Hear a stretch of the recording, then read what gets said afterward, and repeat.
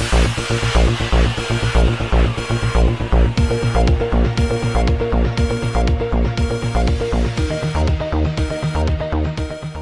اللہ الرحمن الرحیم۔ السلام علیکم ناظرین، کیلاش گروپ کے تعاون سے خصوصی تعلیمی اداروں کے طالب علموں میں عید گفٹ تقسیم کیے گئے۔ ہمارے ڈویژنل بیورو چیف میاں اعجاز اسلم کے مطابق اس موقع پر وفاقی پارلیمانی سیکریٹری برائے ریلویز میاں فروخ حبیب، ارکان اسمبلی فیض اللہ کموکا اور فردوس رائے بھی ان کے ہمراہ موجود تھی۔ MNA فیض اللہ کموکا کی جانب سے بچوں کو نقد عیدی بھی دی گئی۔ DO special education Abdul Sattar Muhammad Sadiq, doctor Iftikhar Ahmed اور خصوصی تعلیمی اداروں کے سربراہان اور والدین بھی اس موقع پر موجود تھے۔ ڈپٹی کمشنر نے خصوصی بچوں سے گہری شفقت کا اظہار کرتے ہوئے انہیں اور ان کے والدین کو عید کی مبارکباد دی۔